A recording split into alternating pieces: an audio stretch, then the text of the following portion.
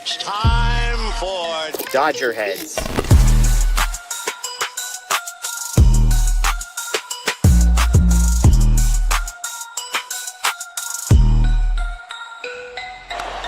high fly ball into right field. Dodgers have won it all in 2020. Shohei Ohtani, 50-50 club. Strikes him out. There's a drive. Shohei Ohtani. Freeman hits the ball. She is gone. Birthday party, Los Angeles. Your Dodgers have won the World Series. What's up, everybody? Welcome into DodgerHeads Live, presented by DodgerBlue.com, part of the Medium Large Sports Network. My name is Jeff Spiegel, joined tonight by Anthony Witrado. Anthony, after a loss to the Marlins, it's nice to watch World Series highlights from last year, you know? Yeah, it's you need a palate cleanser after that. Totally. Lots to get into. The Dodgers fall in this one, 5-4 in extra innings. We've got some major injury updates on Teoscar Hernández and Tommy Edman. News about who's going to be called up to pitch tomorrow. We have no hats involved. Anthony and I both did our hair tonight, so we've got that going for us as well. But Anthony, in this 5-4 loss, I'm going to give you three things that could have been the most disappointing. Four things that could have been the most disappointing thing. Was it that they blew a lead twice to the Marlins? Was it that they made Cal Quantrill look like a competent major league pitcher? Was it that they didn't even move Ohtani over from the ghost runner position in extra innings? Or was it every at-bat that you had to watch James Outman make tonight? Yes. Or the fact that, how about the 5 through 9 had one hit tonight? There's your fifth option. Oh my gosh. You know what? I would guess if I'm thinking about what had the biggest impact on the game, I would say that they made the starting pitching look like it was just, all-star caliber level, like Marlins just throwing guys out there who were shutting everybody down. Because I think without that, they had opportunities, and I think aside from that, you're looking at the kind of game where the offense could have exploded on these people, even with as many regulars as they have out. Yeah, exactly. I mean, 5 innings, 1 earned run for Cal Quantrill, drops his ERA. It's the season's been going for like a month. It dropped his ERA to 7.11. That tells you just how bad it was coming into this game. The Dodgers destroyed this guy a week ago. But Anthony, when you look at the box score and you look at what the top of the lineup did, they did what they were expected to do. 7 hits from Ohtani, Pages, Freeman, and Will Smith. Of course, the big three of Ohtani, Smith, and Freeman had 2 hits apiece. Freeman also had a walk, so he reaches base 3 times. Ohtani and Freeman homer. But then from there, Muncy 0 for 2, Conforto 0 for 3, Rojas 0 for 3, Mookie pinch hitting 0 for 1, Outman 0 for 3, Hyeseong Kim 1 for 4 as well. So the bottom of the lineup, on a night when Mookie Betts gets a night off, Tommy Edman's on the injured list, Teoscar Hernández, we're going to talk about on the injured list. It's the bottom of the lineup that can't turn any of this stuff into runs. Yeah, and I think that when you are down as many regulars as the Dodgers were tonight, some by choice, some because of the injuries we'll talk about, the bottom of the lineup is going to get thin. I don't care who you are. I don't care what your bench looks like. If you're any team in Major League Baseball, that bench is going to get that bottom of the lineup is going to get real thin, right? When you have that many guys out.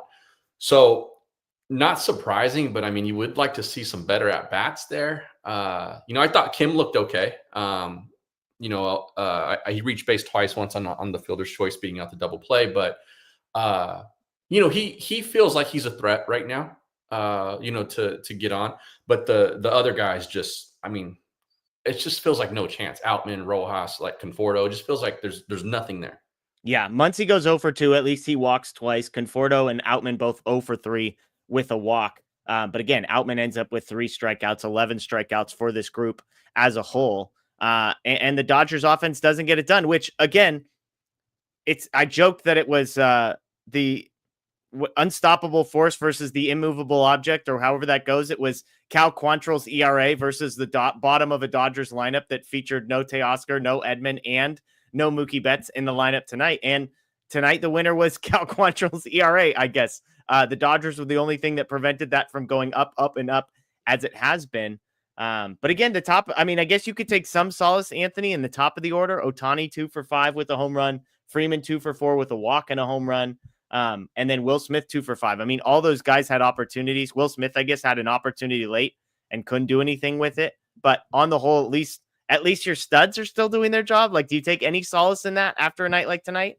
Yeah, definitely, because it was a week ago where people were wondering where Ohtani was. So yeah, I do think that that's plus. Will Smith, that the out he made there, I mean, hit the ball hard. So it kind of, that's the luck sometimes. He was due probably for a little bad luck with runners in scoring position. So that the top of that lineup did what they were supposed to do. But I think you combo the bottom of the lineup or that hole in the lineup there that we talked about, and then the bullpen not being able to hold 1-run leads. Yeah. There you go. And then it felt like a punt game at the end when it felt like Dave was just like, you know what? We're not trying to go 13 in this thing if that's what it's going to take. Like, we'll take the L in 10 and save ourselves some wear and tear.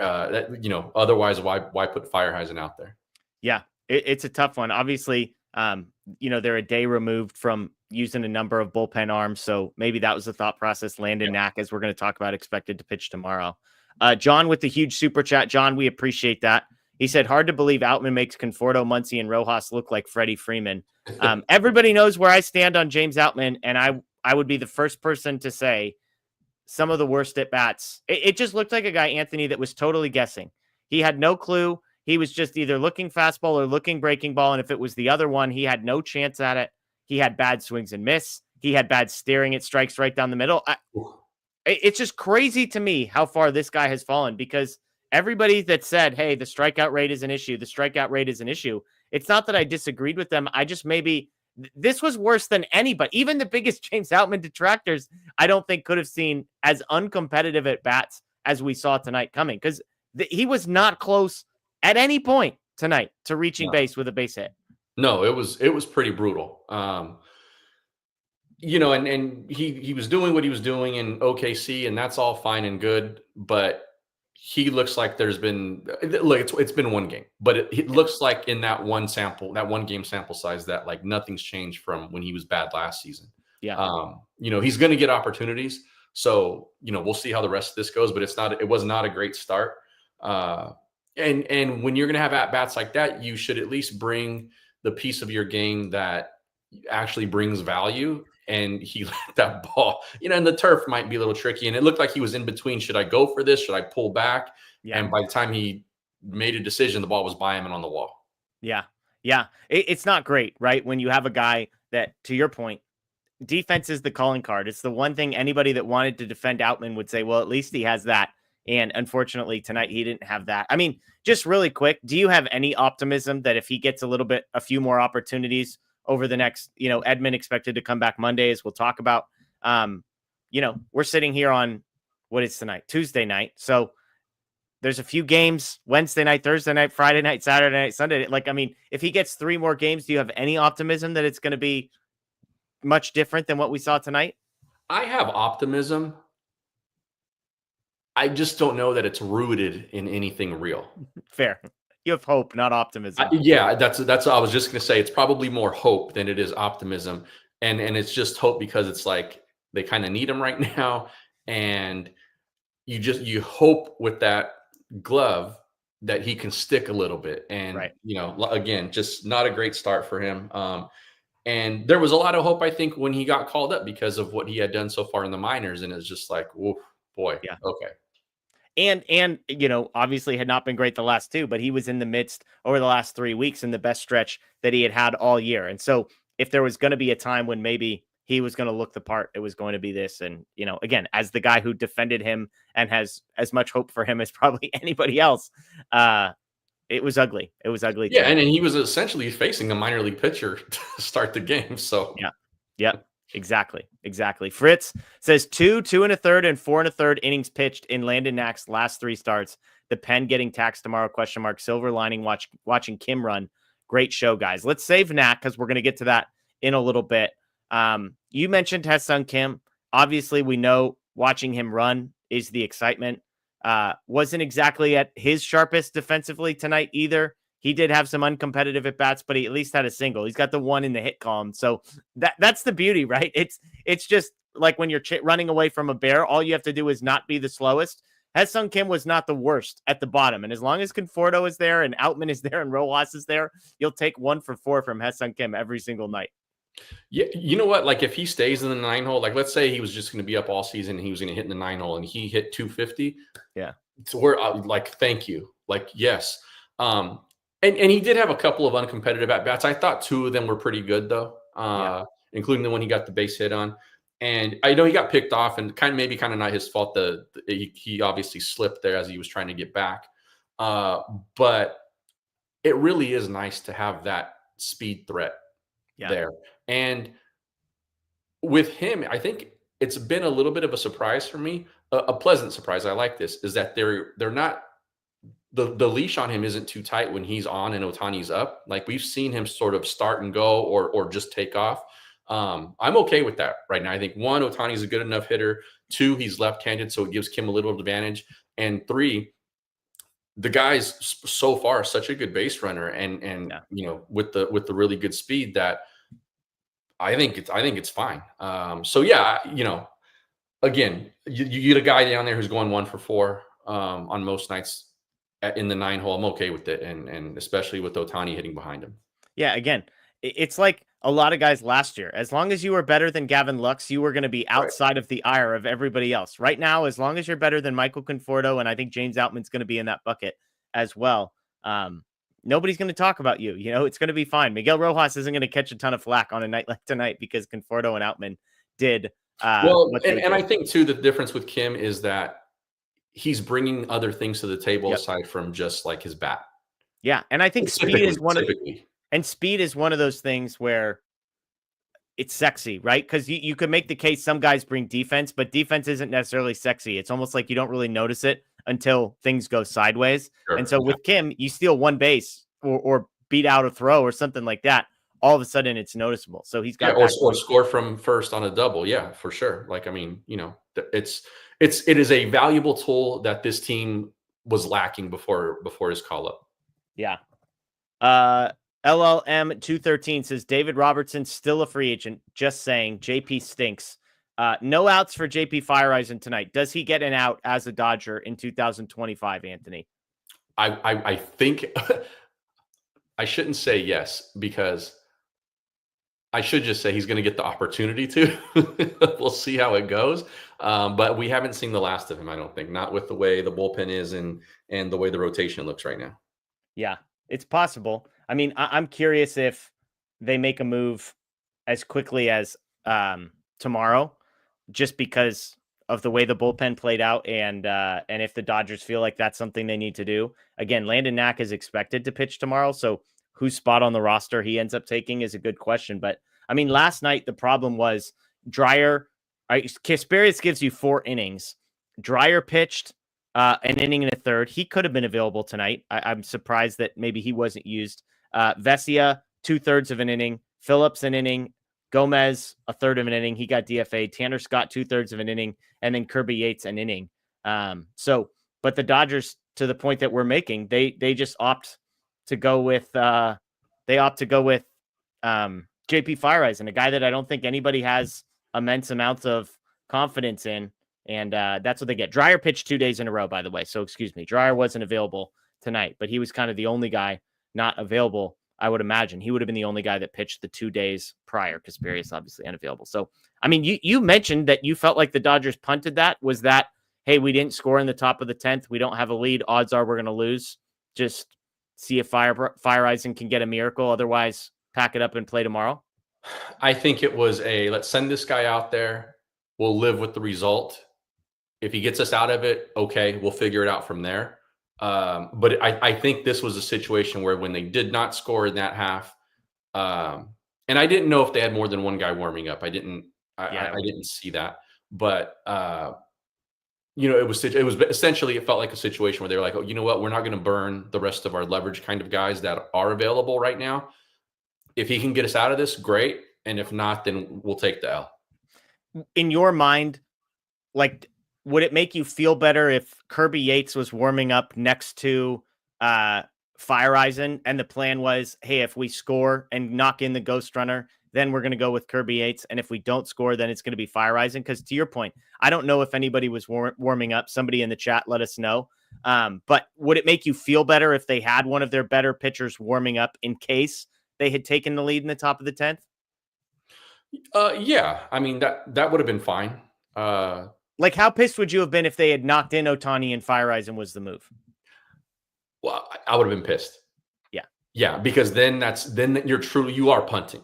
Right. And I think that if your guys are fighting like that, the way they did, they the lead changes and then having come back again in this way, to tell them that, okay, you know what, guys, we're not gonna give you this chance. That's not okay. And yeah. I don't know. Again, I don't know if they had a second guy warming, but I can't imagine that would have gone over too well. Yeah.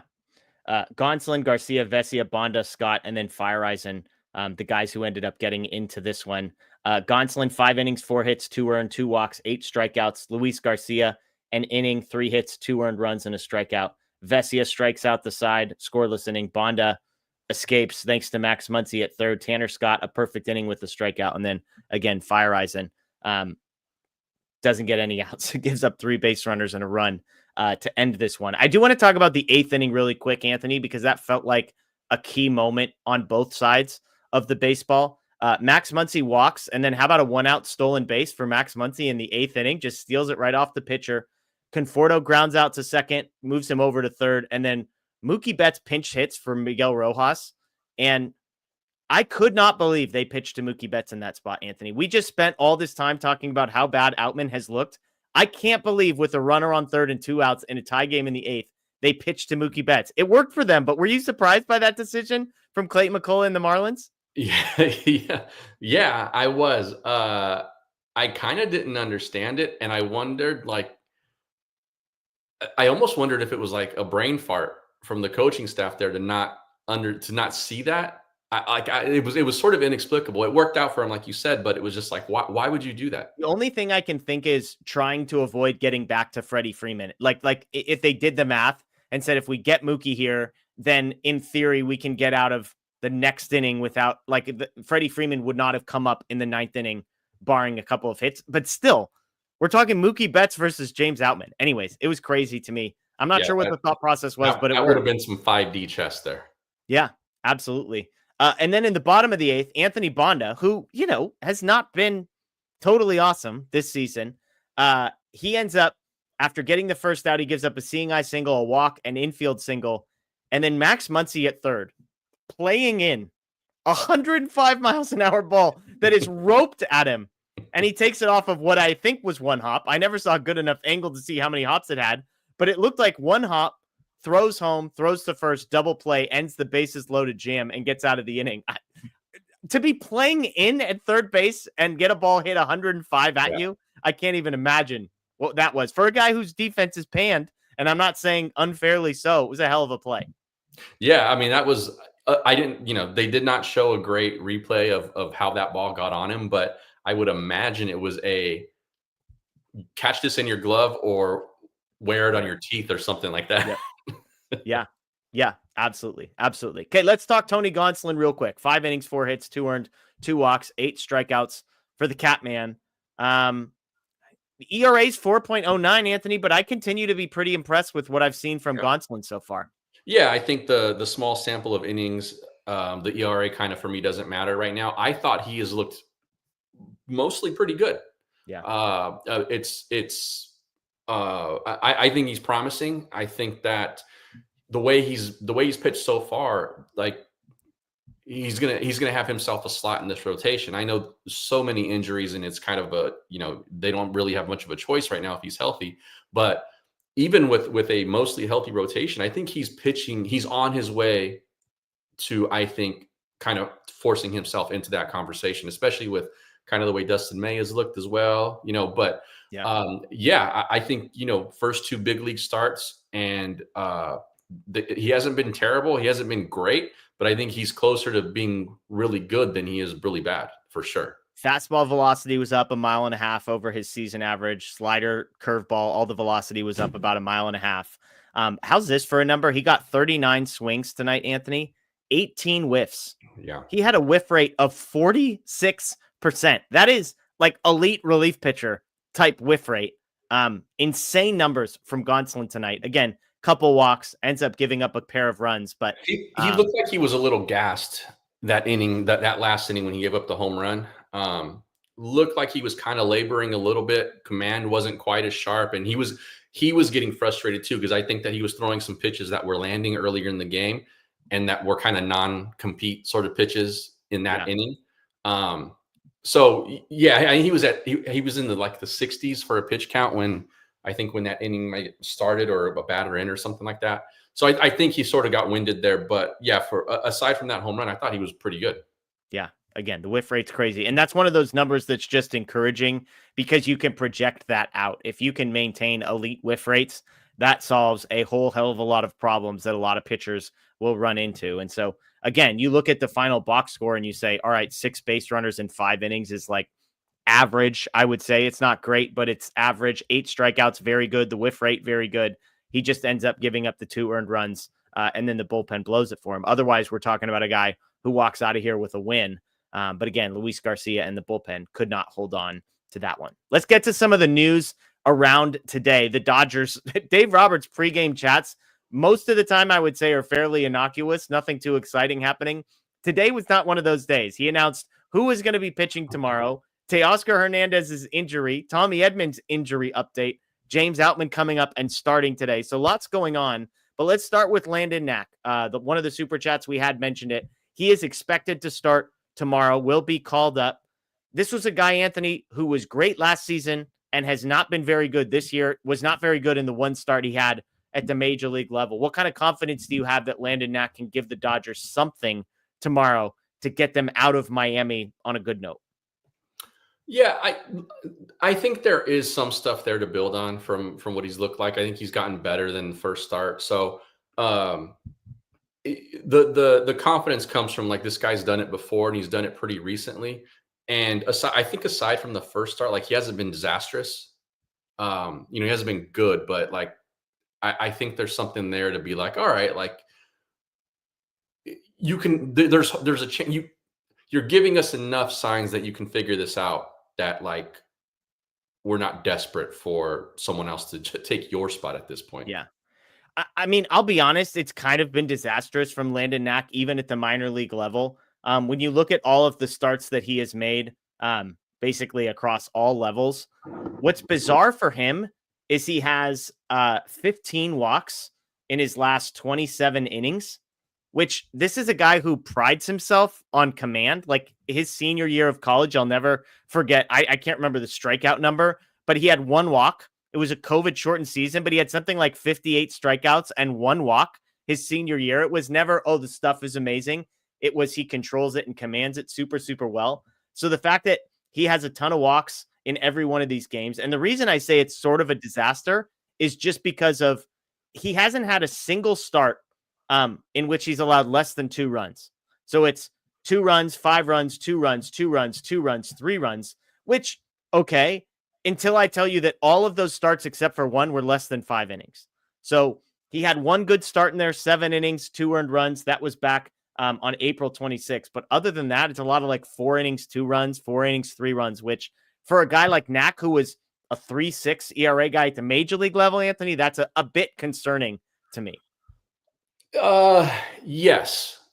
The part that, so I'll disagree with you. I don't think it's been disastrous because on paper, you look at the ERA or yes, I understand that. But a guy who is traditionally throughout his entire career, amateur and professional, has had pretty good command, for him to be lacking that part of his repertoire right now tells me that there's something there that is fixable. It's, you know what I mean? I think that it's a situation where this staff and him can, I think, figure out what is wrong, whether it be mechanically or, whatever the case might be, that he can get that control back. And I think if he does that, then he becomes much more manageable as a starter. Yeah.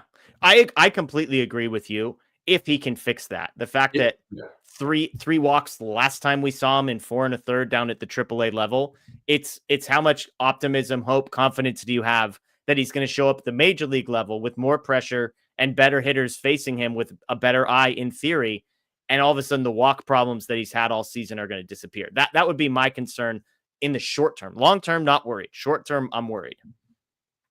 Yeah, and that's fair. I would rather have him, and because you mentioned, he's facing big league hitters. Well, he'll be facing the Marlins tomorrow, so it's a little bit of a Yeah. reprieve. Or, depending on Greg Bergman would tell you that Oklahoma City boasts a better roster. I think I would rather have him if this is a situation where like you're trying to get right and trying to find that command, there's something there that's throwing you off a little bit. I would rather have him trying to fix that at this level with this coaching staff rather than in OKC. Yeah, absolutely. Absolutely. Lucas with the super chat. You two are the best combo on Dodger Heads. Jeff, I'm going to be at the game Friday. Where are you sitting? Would love to stop by and meet you. Lucas, thank you for the kind words. We appreciate that. And I will be there Friday. We bought tickets for Thursday. I don't think we've purchased our Friday tickets yet. I will be there though. Thursday, I think we're sitting down. Maybe it's down the left field line. I have buddies that these are lower level guys. These are not guys that hang out up in the 300 level. So if it were me, I'd be getting the cheap seats, especially looking at the prices for Friday. But Lucas, find me on Twitter. Find a way to contact us and let's get in touch. It'd be fun to connect with some folks if anybody else is going to be out there on Friday in Arizona. And by the way, Anthony, it has lined up nicely for me. Yamamoto Thursday, Sasaki Friday. So shout out to the Dodgers for making it happen for your boy. Let's talk some injury updates, because while I'll get to see 2 pitchers I like, I will not be getting to see a couple of the Dodgers' better hitters so far this season. We'll start with Tommy Edman, the lesser of the 2 updates. He was technically eligible to return this upcoming Saturday. Dave Roberts basically said, on one hand, hey, we're going to bring him up after the off day on Monday is the plan, which to me, that's like, oh, an extra 3 days, no big deal. He also said it's not really coming along the way that they were expecting it to, which sounds like bad news. I wasn't expecting, oh, it's not progressing the way we had hoped, to be followed by, so he's just going to miss an extra 3 days. So weird combo of updates in classic Dave Roberts fashion, I guess. Yeah, I mean, it's kind of like, who knows? We just know that he won't be back when it's time. You hope it's not like completely debilitating to the point where like this is like a 4-week thing. Yeah. But you never know. We've heard what felt like positive updates plenty of times before, if only for a guy to miss 2 months. So I don't really know what to make of that, aside from the fact that he won't be ready when he's eligible. If I gave you Thursday morning as the over-under for when he's activated. So Dave is suggesting Tuesday is the plan. So I'm giving you Tuesday, or I'm giving you an extra day on Wednesday. Would you take the under, meaning he comes back sooner than Thursday morning, or the over? The over. Yeah, me too. Not progressing the way we had hoped. And a week from now, I'm expected to believe that he's just going to be back. Yeah, call me pessimistic on that one. For sure. It's worth noting, by the way, I kept referring to Landon Knack as a starter. There's a decent chance that they treat him the way they treated Kasperius. Landon Knack, I should have said, is going to be the bulk guy tomorrow. That might be the first guy out of the bullpen, or likely there will be somebody opening. So apologies for the miscommunication. That I gotta get with the new lingo on this baseball stuff. 10 years ago, Anthony, we didn't have to worry about all this stuff. Bulk meant starter, and the two were synonymous, but no longer. Yes. No longer. Let's talk Teoscar. This is the bad news today. He will be out, quote, weeks, according to Dave Roberts, with an adductor strain. Was once reported as a groin strain. I don't know if groin and adductor are the same thing, but whatever. He has a muscle somewhere in his leg. Connected. It's connected. There you go. That is not feeling great. James Outman replaced him. Dave Roberts at one point made it seem like we're going to test him out today and see if he even needs to go on the injured list. That's what he said last night. Clearly, they got some bad results. I think Dave Roberts said he was concerned with it. But again, the timeline is, quote, weeks on Teoscar Hernández. These things don't heal quickly. Yeah. And baseball swings are not conducive to being able to play through these things when there's some discomfort there. it's similar to like the dreaded oblique strains, which have gotten better at being treated. But like I remember 10 years ago or something like that, if you had an oblique strain, like we hope it was only a month. Was that one of those sort of situations? And with the adductor / groin stuff, I think it's similar to that. And this is what Anthony Davis had for the Lakers when he got, during the time when he was traded, and then he tried to come back early and then missed a bunch more time. So this is one of those things where it's not so much just how much pain can you tolerate or how much discomfort can you tolerate, because you can re-injure it. And so, yeah, I'm not too optimistic. I mean, it's not the worst. It's not the most severe of the strains, but it's still, when you look at baseball actions, doesn't lend itself to being minor and you not re-injuring it if you go out there. So I'm guessing it's at least a month. Yeah. And for a guy who's 32 and a half years old, right? You don't recover the same way that you used to. And as much as we love Teoscar, I don't think anybody would describe him as the most overly athletic guy to begin with. And so, you're talking about obliques, and I'm getting flashbacks to how many times does it feel like Max Muncy has been out with an oblique injury that just never heals. And I'm not saying Teoscar and Max Muncy are in the same athleticism bracket, although, hey, Max Muncy stole a bag today, so who knows? But it just feels like those types of guys who are up there in age and who, maybe their bodies don't work as fluidly as others, it just feels like that's worst case scenario. So again, I mean, if I put the over under at a tick over 4 weeks, like, would you take the under or the over? Yeah, I would take the over. Unfortunately, I wish I wouldn't be saying that, but my guess is it would be longer. Yeah, it is funny. Sign stealing scandal, by the way. Muncy is more athletic than Teoscar easily. What do you think about that statement? I think there's a debate to be had there. Yeah, I think people look at Muncy's body type and look at Teoscar's body type and then just go, Teoscar's the more athletic guy. Yeah, I wouldn't necessarily say that. But Muncy, for his size, he can move. And I'll tell you what, like, you don't swing that violently and not have some athletic ability in your body somewhere. I watched Prince Fielder for a very long time as a beat writer. And you wouldn't necessarily look at that guy and go like, oh yeah, athletic. But I'll tell you what, to be able to do some of the things he was able to do with that body type, you have to have some athletic ability. So yeah, I think there's I'm not saying I would agree with that statement necessarily, but I think there's a debate to be had. Sure. So Muncy 52nd percentile in sprint speed. Would you guess that Teoscar ranks higher or lower in just pure sprint speed? The fact that you're asking that makes me say lower, but Teoscar's 75th percentile sprint speed. Oh wow, okay. I did not see that coming. So doesn't feel like it. Apologies to Teoscar, with all due respect. So there you go. That's crazy. 75th percentile. I mean, you know what? Like I also wouldn't call either of those guys slow. Like he can run well for a catcher. Like Muncy can run pretty well for like what you look at and figure his speed might be. Like he's not super slow. But yeah, I mean, I don't think Max is like super unathletic. Yeah. We just got an update from Dave Roberts, Anthony, that proves something that I asked you. Unfortunately, correct. I said, does JP Fireeisen record an out for the Dodgers this year after getting no outs tonight? Dave just revealed that JP Fireeisen will be optioned in order to bring Landon Knack up tomorrow. So, JP, thank you for your service or lack of service, but we appreciate it. I was quite wrong in guessing he would get at least one more opportunity to get that out. Yeah, he will get none. But hey, good for him. He got paid a major league salary tonight. So shout out to you, JP Fireeisen. The rent is paid. Yeah. It's always tough because sort of being 1 degree removed from a couple people who are in Major League Baseball, but are like fringe guys like JP Fireeisen types.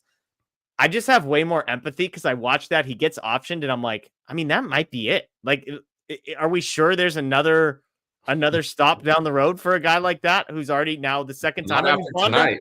Bonda had like 9 lives. He kept surviving. So it's not impossible, but the injury he had, the number of times he's been DFA'd, and to your point, the night that he had tonight, tough stuff. But yeah, thanks for your service, JP Fireeisen.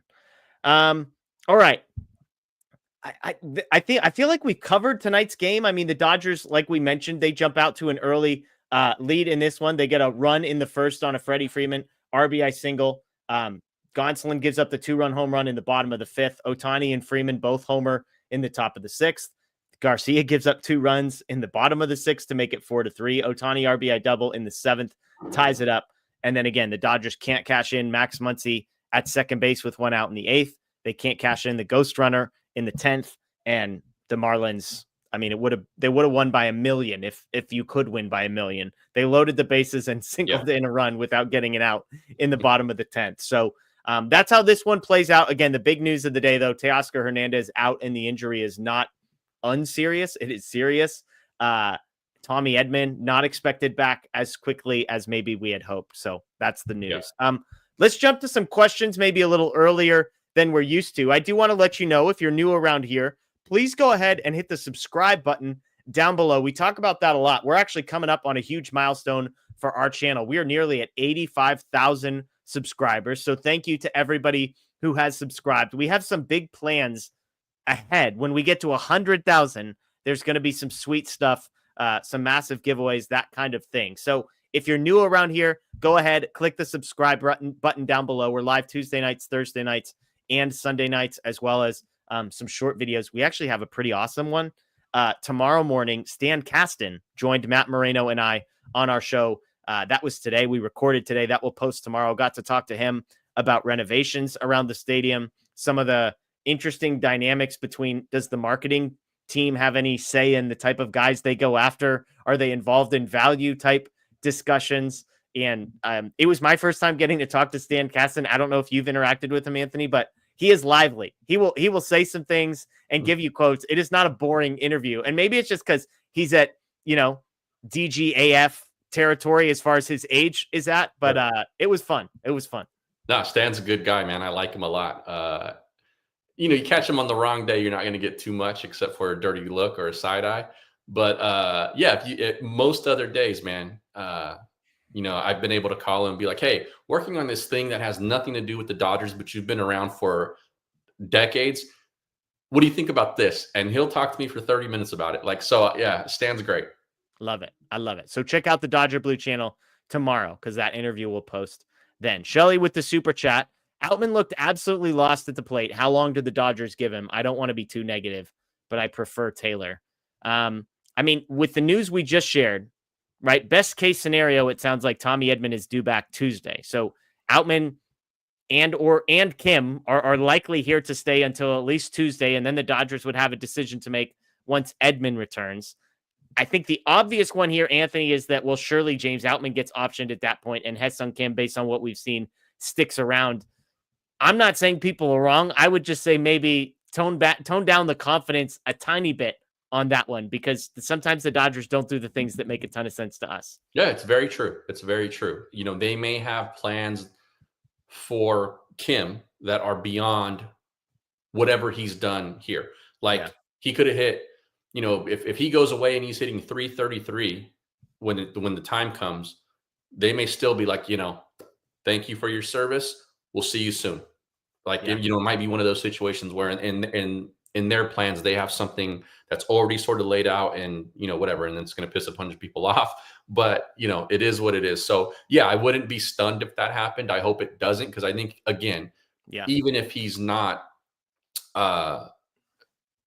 he's not, hitting 300, I think he brings other tools that are valuable and there are things that this roster lacks currently. Yeah. So I do like him up for the moment. But yeah, to the point about Outman, he's going to get some run here. He'll at least have a chance to prove that they can take another look at him whenever the time might come up. I'm not saying that he's going to force their hand to do that, but he's going to have the opportunity to. Yeah, I'm with you. And look, the whole point is you hope that Tommy Edman, the beauty of his versatility is you aren't pigeonholed into hey, sorry, Hyeseong Kim, we need a center fielder, and we don't think you're necessarily totally there yet defensively to play center field. The beauty of Tommy Edman, in theory, is well, hey, just take whoever's better, the second baseman or the center fielder, in which case, based on the sample size we've seen in 2025, that's clearly Hyeseong Kim. Now, can James Outman turn that around in the next couple of days? Remains to be seen. But again, I am definitely not advocating for James Outman. I said that the at-bats I saw tonight were some of the worst I've ever seen at a major league level, unfortunately, because that's a guy I like and a guy that I root for. But he definitely didn't do anything tonight, offensively or defensively, to earn his spot. I did see some people, Anthony, by the way, real quick, talking about Dalton rushing. We got lots of questions about that. My 2 cents that's very, very simple is that Dalton Rushing's not on the 40-man roster. Yeah. And so if you're calling a guy up for like 5 days, thinking that Edman is going to be back after Sunday's game, essentially, because it's an off day on Monday, then you're not going to want to add somebody to the 40-man roster and remove that flexibility. Not to mention Dalton Rushing, I think he played left field yesterday. Before that, he had like 1 inning played in left field. So Dalton Rushing is a better hitter than James Outman, without a doubt. The biggest thing, take all skill and ability off the table. He's just not on the 40-man roster. So it was Outman or Estuary Ruiz. And to me, Outman makes more sense than Ruiz because at least he's a fielder. Totally. A couple of things there is that Dave said, this isn't me speculating about the opportunity for Outman. I think Dave said before the game, like, we're going to give him a chance. Yeah. So there's that. And then a question for you, given that Rushing had only played an inning or whatever it was in the outfield coming into today, or was it today that he played left field or yesterday? I think yesterday he was in the starting lineup. Does that tell you anything? Like, not that like anything's imminent, but like, does it say anything to you about like what the Dodgers are thinking with him? The fact that he played left field. Yeah. I thought it was and that he had only had an inning there or whatever, a game there, whatever it was. Yeah, I was trying to see if he played tonight. Yeah, he was at first base tonight. So they had Estuary Ruiz in left field. So if he played it last night, he was not playing there. Obviously, when they make the decision yesterday, that was before they had any Teoscar Hernández news. So it's not like, oh, Teoscar's hurt, let's throw Dalton Rushing in left field.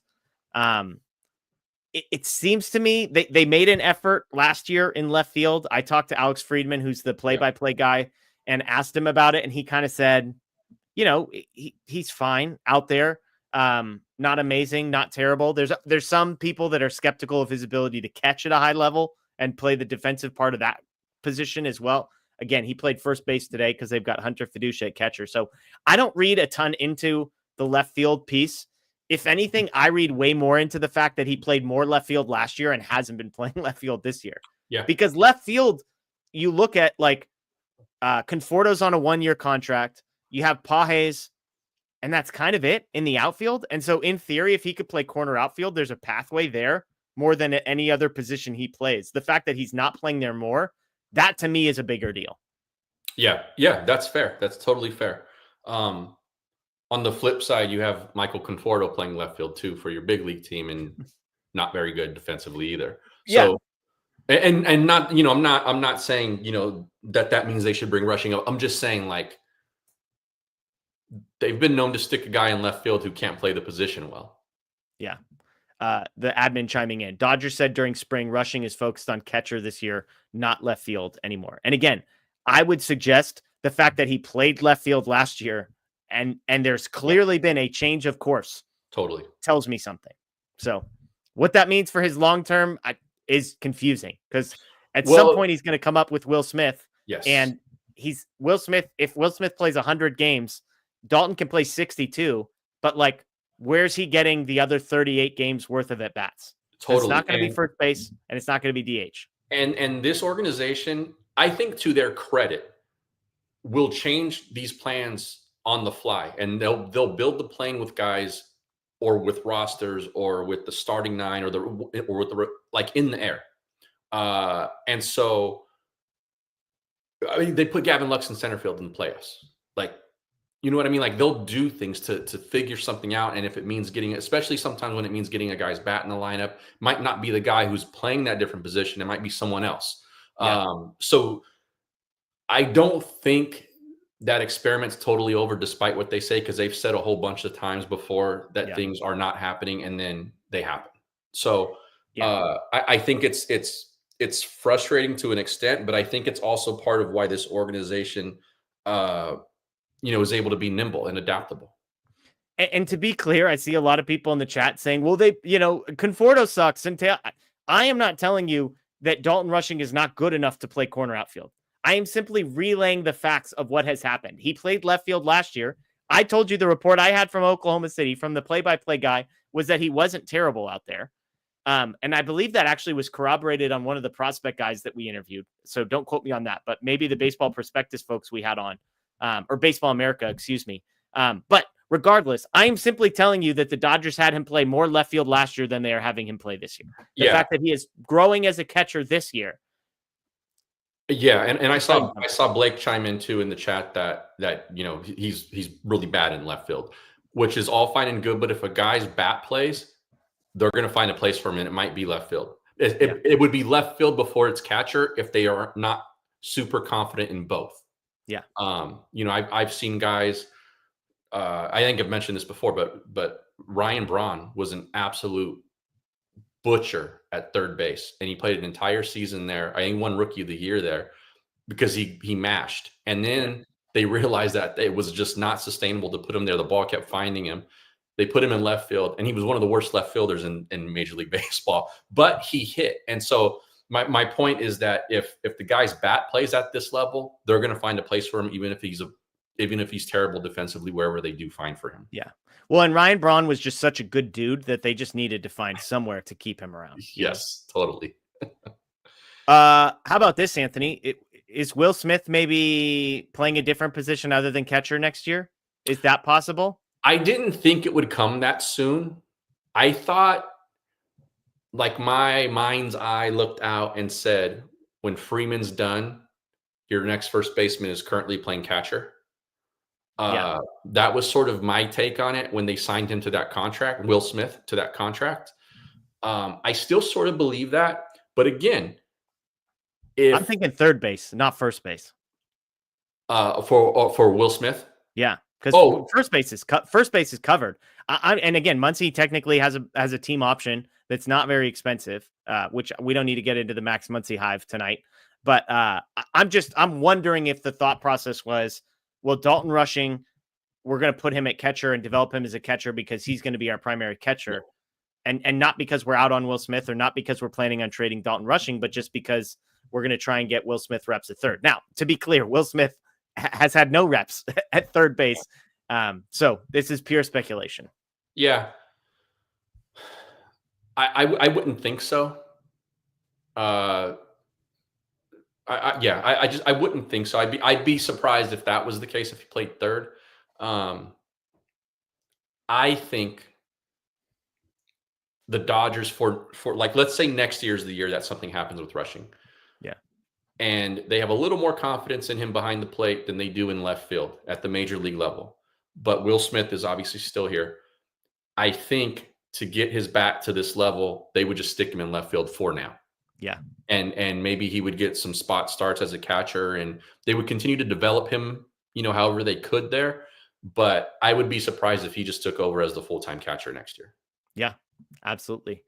Richard says, with Gomez throwing batting practice and a bullpen game tomorrow, Dave was forced to stay away from his better arms. Outman's last chance to prove himself. Gomez got the thank you for your service yesterday. Fire Eisen gets it tonight. Landon Knack will, probably make one appearance, and he will just be optioned, not DFA'd. But that's likely the result. Again, I think Kirby Yates was a guy who, in theory, may have been available. I'd have to go back further. I don't know if this would have been 3 games in 4 nights, which they try and stay away from. But as you and I both said, I think the primary motives behind how they handled the bullpen was when you don't score the ghost runner in the top of the inning, your odds of losing have to be like 75% or higher, right? Yeah, I would think so. All right, let's get to some questions here. Cordanas, how are we feeling about Yoshi's chance of the Cy Young? Front runner, I think right now. It's it's the first week of May. But yeah, I think we were all confident that he would be this good coming into the season. So yeah, if anything, I am more bullish on that take. And you were right to call it earlier before I think the season started, or maybe before the home opener, that he would be the guy in this rotation that had the best chance. And it's looking like that right now. It looks like he's going to get enough starts, health assumed. Look, when I make 10 predictions and 8 of them are terrible, you better as hell believe that the 2 that look pretty damn good on May 6th, Anthony, are going to be noted. So yes, before the season, Yamamoto, top contender for the Cy Young among Dodger pitchers. We said that. I at one point I was like, man, if he's pitching every 6 or 7 days, is that going to hurt his chances because it's going to cost him 2 to 4, 4 or 5 starts? Look, if he pitches the entire season, I think his numbers, the innings are going to be enough that he might lose a tiebreaker. But if the rest of the numbers, ERA, that kind of stuff is where it needs to be for Yamamoto and where it is right now, then I'm not sure an extra 30 innings or something is going to cost him the Cy Young. Would agree. Totally. Yes. Says, what will it take for Ryan Ward to come up with the Dodgers? This is your classic quad A guy. I joked that he set the Oklahoma City record for home runs in this new era, which is both a good thing and a bad thing. But I mean, I thought like, hey, if you don't believe in him enough to call him up, like what are you afraid of losing when it comes to Ryan Ward? So why not in a situation like this, maybe consider giving him a shot, keep Outman down at AAA, give Ryan Ward a week or 2 weeks to see what happens. In worst case scenario, he gets DFA'd. Obviously you would lose the quote unquote asset at that point, but yeah, I think at some point you might as well try out and see what happens. I think Outman earned this shot. Yeah. Considering how he was playing in OKC. And I think that's why it was always him, because he was producing there, big league experience. He had, as long ago as it is now, he's done it at this level before. And I think they want to see if there's any juice still left to squeeze out of Outman, given what he's done so far in the minors. Not off to a great start. Yeah. I love this from Aaron Garcia. Thoughts on Conforto recently? I'm encouraged because he's hitting the ball harder and taking better at bats. Anthony, he put 2 balls in play today, 100 miles an hour and 98 miles an hour off the bat. Are you buying what Aaron is selling? He did look better today.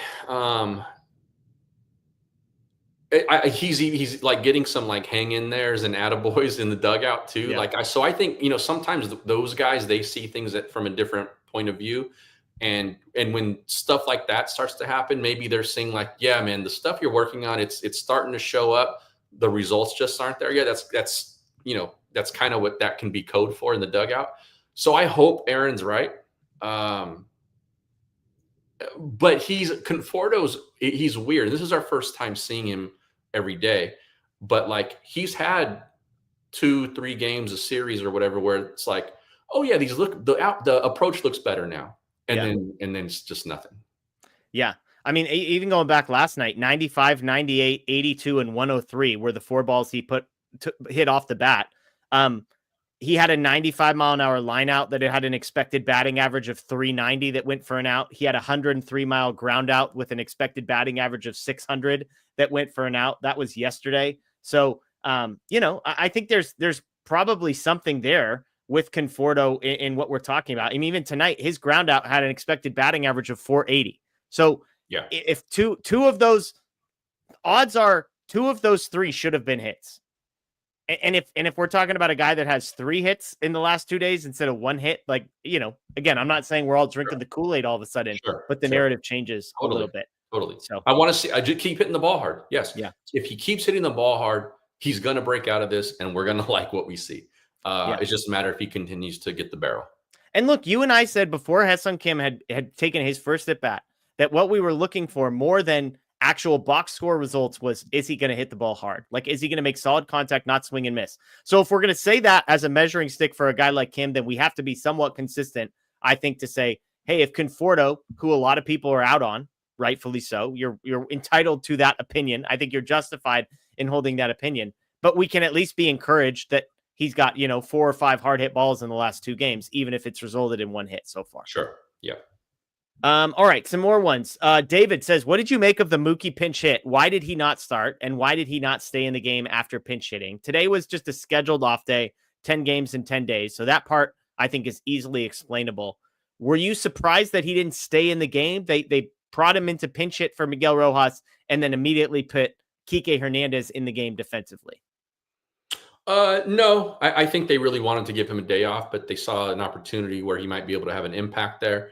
Didn't work out, but I'm not surprised because I think, especially for the veteran guys who play pretty much every day, if they give them a day off, they want to make it a day off for the most part. Yeah, I'm with you. And look, Kim made an error. Probably doesn't go down as an error. Can't get the ball out of his glove. Ends up not mattering because the bases are loaded and Muncy turns 2. Sign stealing scandal wants to know, will the Dodgers ever abandon their strategy of rostering 1 to 3 absolutely unplayable relievers to eat innings? They will abandon it. We were talking at the beginning of the season, they might have too many relievers, which is always the joke. There's no such thing as too many Dodgers starters or relievers. So they have way more than, 7 or 8 high quality relievers on this roster. The problem is 60% of them are on the 60-day IL right now. So they're not trying to do this. No. Signs. They're not trying. Also, the Dodgers are doing this because they have 4 or 5 guys in the bullpen down. Yeah. Almost I would say there's probably 20 to 25 other teams in Major League Baseball who have those guys as regulars in their bullpen. Yeah, the Dodgers are incredibly deep. They just can't keep everybody healthy at the same time. The Dodgers right now have 10 dudes on the 60-day IL, 10 pitchers on the 60-day IL. Who would look at that, Jeff, and who, assuming everyone is healthy, who would be the other arms in the bullpen that are on that list right now? Trinan would be one for sure. Kopech, Gratterall. So I think 3 for sure. And then you've got guys like Grove and Enriquez that regardless of how much you hate Michael Grove, I think we can agree he's better than JP Fireeisen. I mean, those are, you just named 3 back end guys. That's significant. Yeah. And we're talking about you would have enough starting pitching depth to where Kasperius becomes a reliever again. So really we're talking 4 back end guys, because if Stone or Kershaw or Glasnow or Snell or Sheehan or River Ryan, if any of those guys were available, then all of a sudden some of these dudes that have been pushed into, Dustin May might be a relief pitcher right now if they had enough help. Yeah, it's a good question. But I think that there's a reason why it looks like the way it looks right now. And again, I think you follow another team for 2 weeks and you're going to realize how bad some of those bullpen arms are for those guys too. Yeah. Dodgers Hub, what's your concern level with Teo's injury? Also, does Kim deserve an extended runway with the injury to Teo? And should they have called up rushing instead of Outman? So we kind of did the rushing versus Outman stuff. We both agree that Kim deserves the extended runway. If Edman comes back, both of us, based on the one game we've seen from Outman would be the guy that we would send back down, keep Kim up. He's got some versatility. But what's your concern level with Teo? I mean, we both took the over on 4 weeks. So Dave says weeks. That doesn't sound good. That's concerning to me. No, yeah, it's serious. I think he's out for a while. I don't think we're talking all-star break type of injury, but I think he's probably pretty safe to say he's done for May. Yeah, absolutely. I saw some people, I didn't catch, what was the final? 12-3, the Padres lost. I see some people talking about that. So yeah, the Yankees had a huge inning against their bullpen. All right. I have one story for you. And folks that get mad when we stop talking about baseball. People have been waiting for this. Here's your cue. Pad Meep says, please enlighten us about the lemonade poll that carried me through the 10th inning. I'm glad it carried you through. I got some criticism saying, hey, it's the 10th inning. Why are we posting this poll? So the poll was, Anthony, and let's get some updated results here on Twitter. The poll was, if you go to a restaurant and the kids menu says that each kids meal comes with, quote, an American soda, milk, or apple juice, would you guess that lemonade is included or not included in that option? So, Anthony, I'll ask you first. Kids meal, it says it comes with a soda. I don't know why American soda. Soda, milk, or apple juice. Would you expect lemonade to be included in those 3 categories? I don't know, but I wouldn't assume. I would ask if lemonade is there. So clearly it's not apple juice or milk. We can cross that off. The question is lemonade under the umbrella of soda? Okay, so let me ask you a follow-up question. Now, you said you would ask. So I took my 3 girls out to dinner. This was a debate my wife and I had. And if one of my daughters was at the table and ordered lemonade, would you expect the waitress or waiter, we'll just play equal opportunity here, To clarify, hey, just so you know, that's not included in those 3 categories. Like that doesn't come, the kids meal does not come with a lemonade. If lemonade is not included, would you then expect the waitress or waiter to do that part of it? Or would you say, hey, you're on your own Wild West? Sure. Yeah, I would expect them to do that because I think some restaurants will have they'll have lemonade on the fountain, right? Like Minute Maid lemonade. 100%. Like that. Or and some places are like, we serve our lemonade in a mason jar and we charge you for refills. Yeah, exactly. So like, if it's one of those situations and you order the lemonade, I would expect them to say like, hey, it's actually $3 extra or whatever it is. Totally. So for context, our go-to as a family, because I've got 3 small kids, is Red Robin. Okay, Red Robin, if you just get normal lemonade, I'm like 90% sure that comes with a kid's meal. No questions asked. So tonight we went to a movie. We went to like it's a local Italian place. There's like 8 of them. So it's like, is that a chain or not a chain? I compared it for LA people. I said it's like a Maggiano's level Italian place. Like we're not talking Olive Garden here. Okay. So we sit down, 3 kids. First one orders apple juice.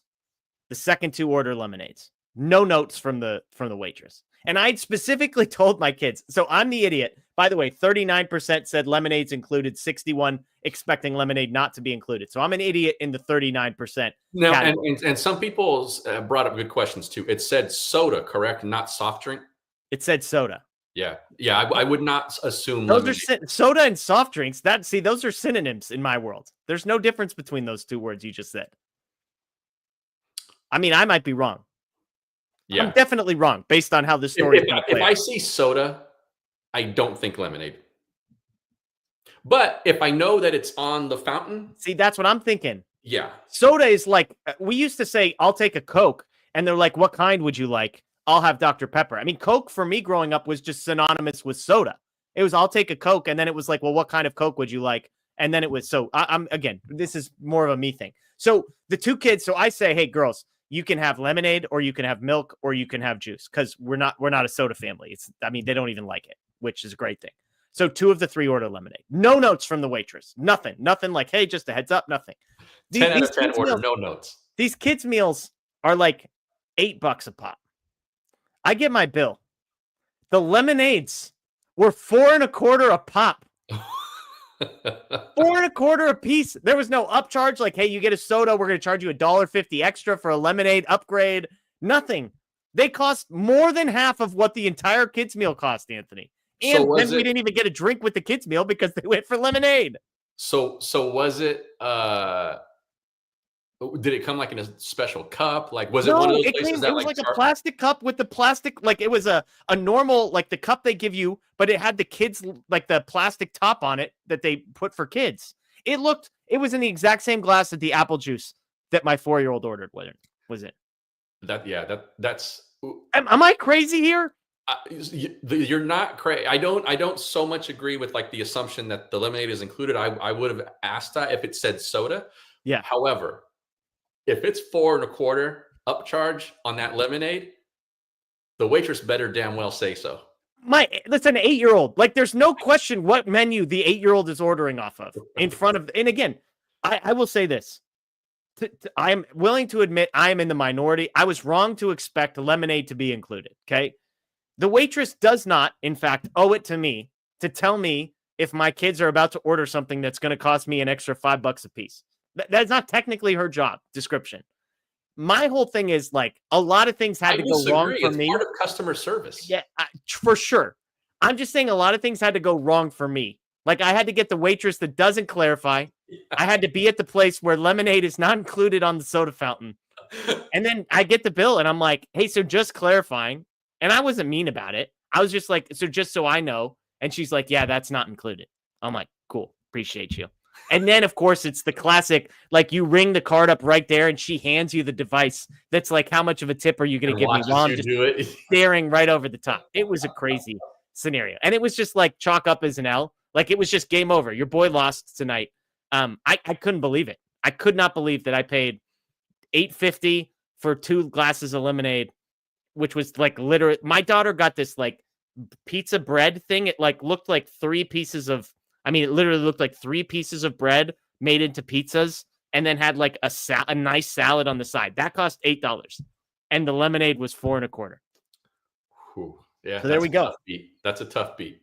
There we go. It's an L on me. Like, I want to be clear. This one's on me. I was wrong. Lemonade does not always fall under the soda category. Fast food places, yes. Maybe dine-in restaurants, no. Maybe that's another. I mean, Wendy's is where we go with our kids. You can get lemonade with the kids' meal. Nobody's upcharging you for lemonades at Wendy's. But wait, Wendy's versus Italian place. We're we're going sideways here. So, yeah, the tough look for me. Tough night for me, and chalk it up to the game. If Conforto or Outman get DFA'd soon and they have to serve at Maggiano's, will they tell the person that, hey, lemonade's for Cole, like literally the timing. Outman should be making your next lemonade.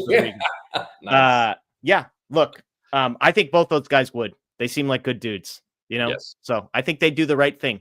Again, it's on me. I should have known it didn't count. 61% have informed me, 80 votes that I was wrong. That's on me. Again, I would say to the waitress, if you want to do a good job, maybe you inform the person. Maybe she looked at me and thought, man, this guy's worth $1 million. What does he care about an extra $4? He's telling his kids, fire up the lemonades, kids. Let's just roll this thing out. We're going out on a Tuesday night. Yeah. So, yeah, it's on me. It's on me. Get it lemonade in Arizona. I don't even drink lemonade. It was water for me. That was free 99 for my water, but which thankfully, like, so, we got ranch waters dialed up in Arizona. Your boy's going to be sitting by a pool in 100-degree temperatures making some ranch water. So the moderator says that would never happen at Panda. Panda Express. Lemonade probably counts as a soda there. Am I crazy? Somebody in the chat. Are soda and soft drinks different ideas to you? Again, I'm open. I think so. If I saw soft drinks, I would think that fountain lemonade is included in that. Yeah. So you would include lemonade in soft drinks, but not in soda. Soda's its own thing. Like someone agreed with you in the chat too. I think it's very. I've never heard this where if I went to a restaurant and I went, "Can I have a Coke?" I would not expect them to ask me what kind. I would expect them to bring me a Coke. And again, that was me growing up, so that's an idiot. Yeah. But someone in the chat agreed with you on that one, so that was interesting to me. But yeah, the soft drink versus soda, like soda is a very in my opinion, is a specific thing.